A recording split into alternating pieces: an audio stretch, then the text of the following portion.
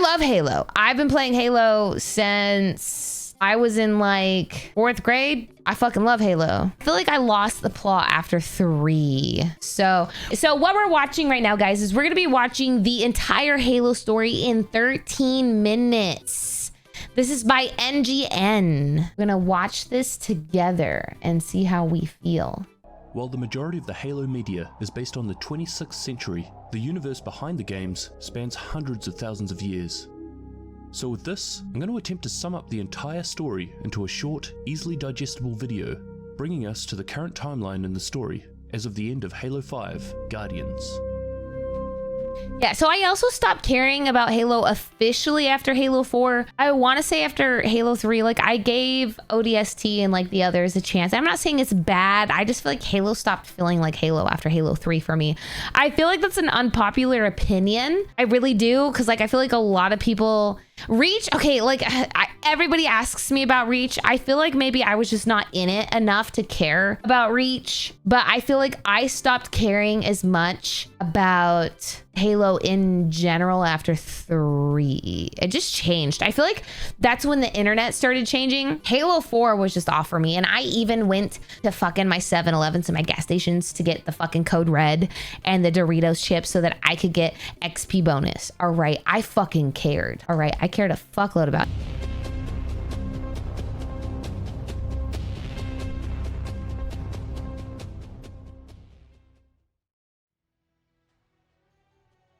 Over 10 million years ago, an advanced civilization known as the Precursors controlled the galaxy. Having reigned for billions of years and reaching the pinnacle of technological advancement, they seeded the galaxy with life and created many species, including humans and Forerunners.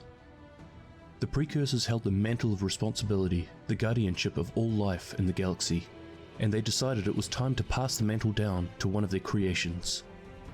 Initially it was the Forerunners who were selected, but over time, the Precursors changed their minds and handed it to humanity instead. This angered the Forerunners, and they went on to declare war on the Precursors. Although they were considerably more advanced, the Precursors, taken by surprise, were almost completely wiped out. Some of the Precursors survived by transforming themselves into a molecular dust that they would be able to use to regenerate themselves sometime in the future. But after millions of years, this dust would become corrupted and infected. Those who came into contact with it would mutate. This was the beginning of the parasitic flood. Ooh. Honestly, I never fully 100% understood the flood. I just know that, like, hear me out. Halo 2 flood, like a little bit spine chilling, like just a little bit. I was like, damn screams and damn voices kind of reminded me of like the zombies or the mummies in like Ocarina of Time in front of the like Ganon corrupted Hyrule Castle. I was also very young playing Halo 2, right? I think I was in like 5th grade, 6th grade. And so I feel like I just got scared easily. But like I was really proud of myself because like I didn't play horror games or scary games at that point in time in my life, and I was still able to play Halo through the flood. I would scream like a little bitch. I still will. I don't give a fuck. But I also really like the flood as a concept. I think it's great. Ancient humanity stumbled across the flood parasite near the galaxy's edges. Hundreds of human planets were quickly lost to the parasite. Humanity, desperate to stop the spread, started sterilizing their own planets to slow its advancement, all while securing more colonies for their populations to relocate to. Unfortunately, this aggressive expansion towards Forerunner territory was perceived as an act of war. Humanity was now in a two-front war against the Flood and the Forerunners. Despite this, humanity was eventually able to push the Flood out of the galaxy. However, the Forerunners, led by the Supreme Commander known as the Didact, dismantled humanity's civilization and eventually emerged victorious. Humanity was regressed to a hunter-gatherer level species and was exiled to their homeworld, Earth, where they would essentially start over.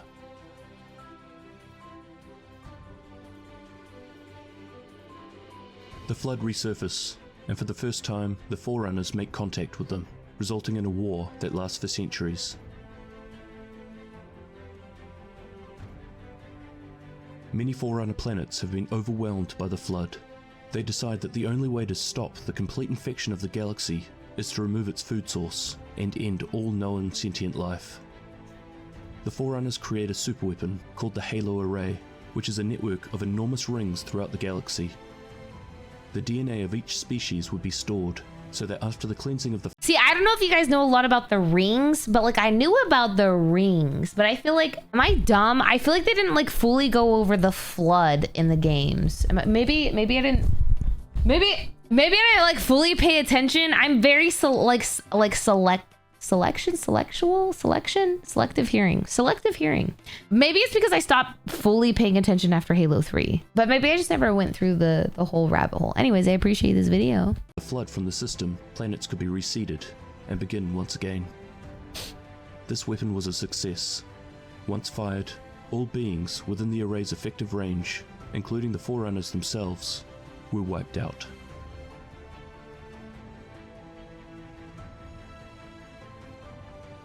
Almost 100,000 years later, the Sangshayum and the Sangheili spent years locked in a bitter war over the control of the remains of the Forerunners. The Prophets wished to use this technology to search and explore the galaxy, but the elites believed such usage to be a desecration of their holy artifacts. Eventually, the two species formed an alliance that would be known for centuries to come as the Covenant. Over time, many of the species would be absorbed into their ranks. Hey, fuck these big guys. Fuck these big guys. These big guys suck. They used to scare me when I was little and I had to fight these guys. I don't know if you guys remember in Halo 2, but when you go to like the elites place, right? And there's like two of them in a secluded area because you're so used to only ever fighting one. You only ever fight one. But in this moment, you have to fight two. And I pissed my pants. I was so scared, but I did it and I was proud of myself. If anybody knows what the fuck I'm talking about, I love you. Modern humankind began colonizing the solar system, creating settlements on the moon and Mars, as well as various asteroids and moons of Jupiter.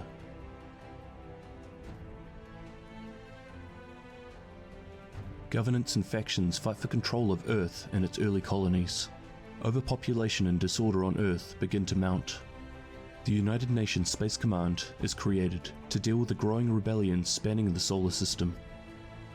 Eventually treaties are signed and the interplanetary wars end.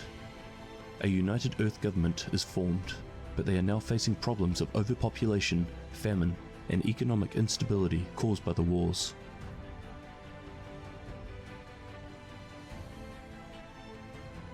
With now over 800 settled worlds across the Milky Way galaxy, humanity's golden age of expansion was about to come to an end. But with its rapid spread, the outer, less wealthy colonies began to feel isolated.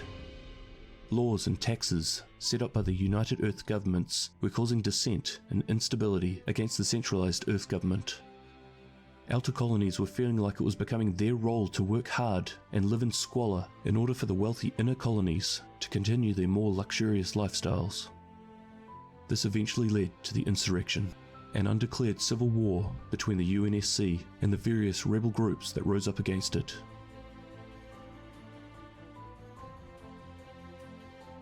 The insurrection... I was gonna say, I really like the politics in Halo. I feel like every good game has politics. Like every game that you play, every game that I mentioned my top 3, like Final Fantasy is big politics, right? Even though maybe not politics IRL, but I feel like Halo does politics very, very, very well. Led to the UNSC to create the Spartan 2 project. This program would take 75 physically and mentally gifted children into rigorous training and physical augmentations through surgical and medical means. These super soldiers, codenamed Spartans, were given the task of squashing the rebellion. Because time was a factor, but also the need to maintain secrecy around the program, these 75 children were kidnapped and replaced with flash clones who would die shortly after. Once the children had met physical maturity, the biological augmentation process would begin. This part of the program was tough, and almost immediately 30 of them died as a result of the procedure, with a further 12 of the candidates. Chat, I feel like I have to tell you, and this leaks my age a little bit, but I used to burn CDs on the school bus on the way to school, right? Because that's what a school bus is for. But I would burn the Halo 3 theme song and I would listen to that shit on repeat, like just over and over and over again on my way to school. So like every time I hear that shit, or if there's like, if you're like at a gym and you're alone and it's 3 in the morning and there's no one else around, like that's what you hum. Do you know what I mean? You're addicted. I'm not addicted. It's just like that was my shit for a very, I used to do like family reunion LAN parties. All right. We used to go to like Laser Mania. I don't know if any of you guys have ever heard of Laser Mania. And I would go there to play competitive Halo before competitive gaming existed. Right. And then when MLG came out and Halo was one of the very first fucking games to go like competitive like that, sure as shit I was there. It was literally just like Halo and fucking Overwatch. And then like Halo to me has always been ahead of its time, story-wise, gameplay, everything. Like it is a shooter that was, if it was released in like after COVID and it had the story and like obviously like upped graphics, then it would still be like way more alive. I feel like Bungie sold. Being left permanently crippled. Like, tell me that's not fucking aura. You see this? With a further 12 of the candidates being left permanently crippled. That's fucking aura. Like, what's more aura than that? 117. First contact between humanity and the Covenant is made. The prophets discover that the humans were pretty much the living heirs to the ones the Covenant worship as gods, the Forerunners. Realizing that this will pose a threat to their authority as well as their religion, they hide the truth from the rest of the Covenant and call for the complete destruction of all humanity, claiming that humans had committed unforgivable offenses against the gods. The Human Covenant War begins.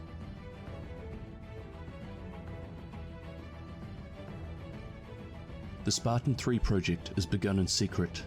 This time the children experimented on are orphans from worlds who have been attacked by the Covenant and are considered expendable.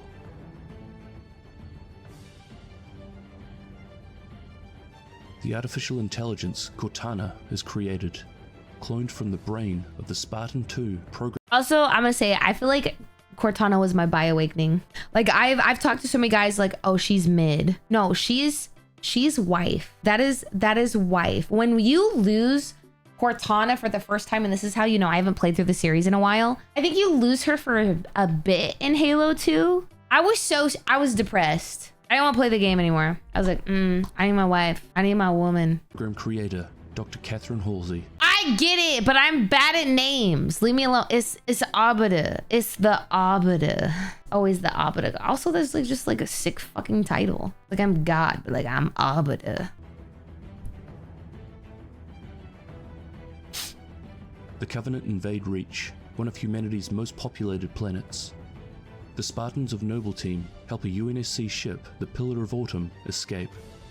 The ship carries the AI known as Cortana, who holds information from an ancient artifact.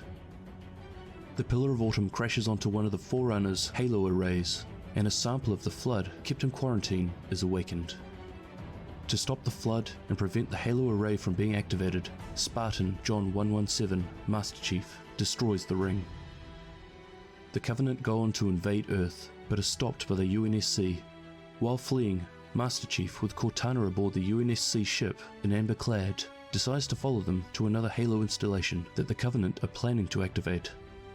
Along with a disgraced member of the Covenant, known as the Arbiter, Chief once again puts a stop to the Covenant plans. Also, seeing grunts and stuff, I don't know if anybody else did this, but I had a rule while playing Halo. You could only ever melee grunts. Everything else you could shoot, you're not allowed to shoot grunts because it's just wasted ammo. A device known as the Forerunner Arc is discovered on Earth. This Waste of ammo. is used to control the Halo arrays. The Covenant, UNSC, and the Flood all fight for control. But Cortana arrives via a portal that leads to another arc beyond the limits of the galaxy.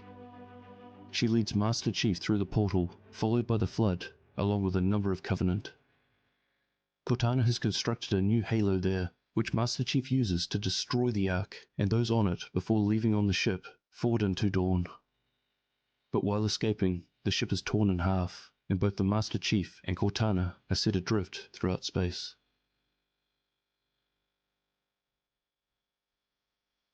A truce brings an end to the Human Covenant War.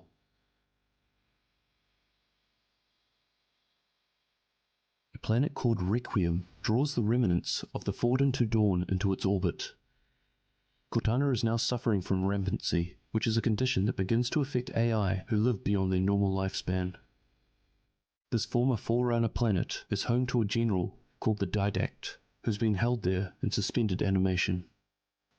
Having drifted through space for over 4 years, Cortana notices that the ship's intruder alarms have been activated and wakes the Chief from cryosleep.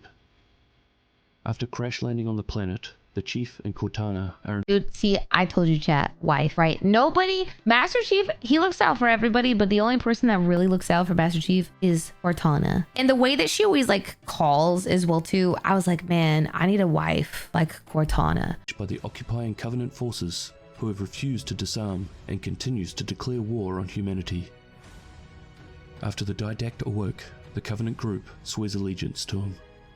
The Didact plans to use the Composer, a machine that translates an organic being's mental content into machine data, to attack Earth and grow his Promethean army.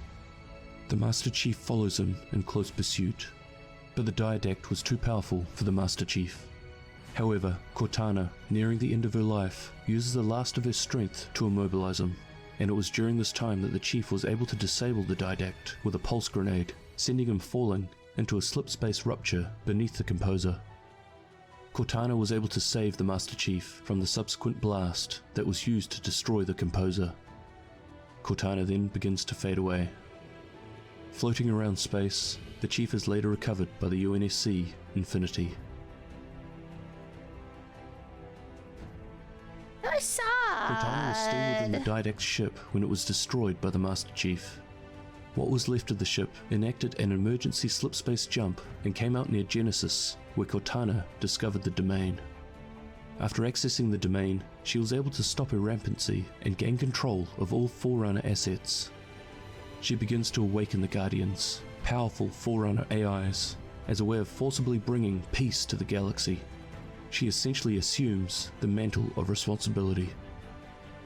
The Master Chief was supposed to return home, but after receiving a message from Cortana, he had hoped that he could find her. Requesting permission to retrieve her, he was denied. But the Chief disobeys orders and sets off with Blue Team to find Cortana. Having gone AWOL, Spartan Fire Team Osiris was sent to bring them back to the United Nations Space Command. However, after finding out the truth about Cortana and the Guardians, they realized Blue Team would need help. AI from across the galaxy begins swearing allegiance to Cortana and her plans. She arrives on Earth with one of her Guardians, and uses its EMP to shut down most of the planet's power and defenses, but not before the Infinity flees Earth's orbit. It would appear that the UNSC and Earth has been forced back into the Dark Ages.